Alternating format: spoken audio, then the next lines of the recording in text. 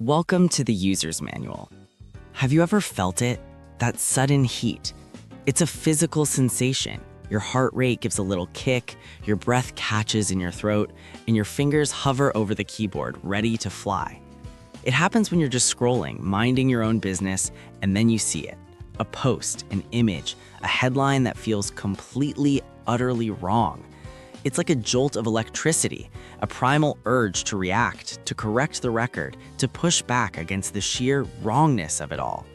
It's a feeling that's become all too common in our digital lives. Today, we're focusing on the machinery behind that feeling. We're opening up the hood on the outrage engine, why angry is the most profitable emotion. We're going to dive into a concept called high-arousal emotions and understand why the digital world seems to run on them. Think of emotions on a spectrum of energy. On one end, you have low-arousal emotions like contentment or sadness. They're calm, reflective. On the other end, you have high-arousal emotions, joy, excitement, fear, and yes, anger. These are the emotions that make you sit up straight, pay attention, and feel compelled to do something. And in the attention economy, that impulse to do something, to click, to type, to share, is pure gold.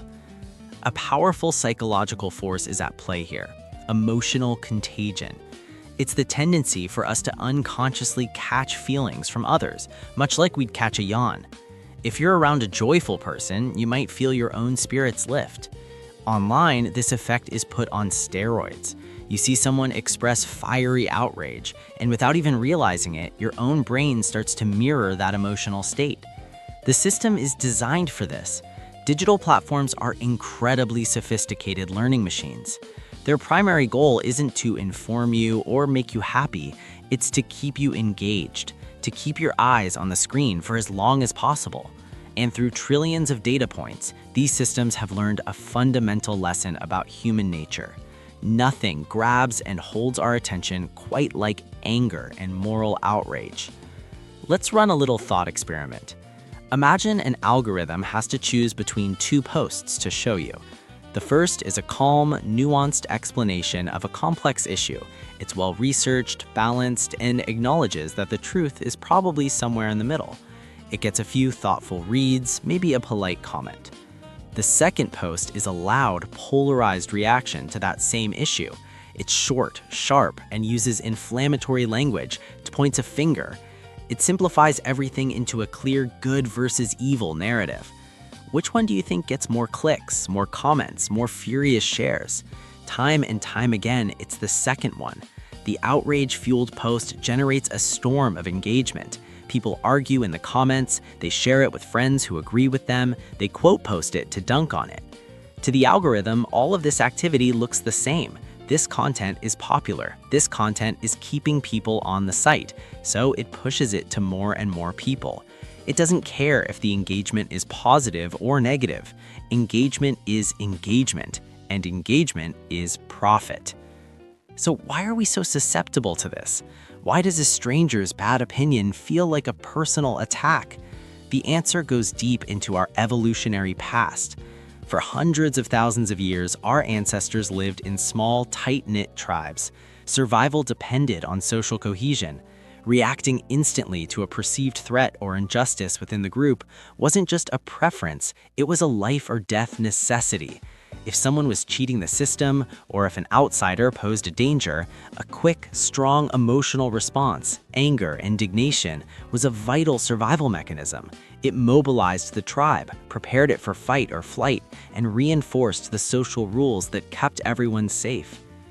The part of our brain responsible for these rapid-fire reactions, sometimes called the lizard brain, is ancient and efficient. It evolved to keep us alive. The problem is, this ancient wiring hasn't had an update for the internet age. It struggles to tell the difference between a genuine threat to our tribe's survival and an annoying comment from someone 3 time zones away who uses too many emojis. The chemical response is remarkably similar. Whether you're facing a hungry predator or a poorly worded political take, your body gets flooded with the same stress hormones, adrenaline and cortisol. Your heart beats faster, your muscles get tense, your focus narrows. Your body is preparing for a fight that exists only on a screen. So what can we do? The answer isn't just to log off. That's not always practical, and it doesn't address the core issue. Instead, the real power lies in understanding the system, both the one on your screen and the one inside your own head. This brings us to the empowering takeaway, the 6-second gap. When you feel that familiar surge of online anger, that heat, that jolt, that's your body's chemical reaction. It's the adrenaline and cortisol hitting your system. The science tells us that the initial intense peak of that chemical surge lasts for about 6 seconds. After that, it begins to dissipate as long as you don't keep feeding it. 6 seconds. That's your window of opportunity.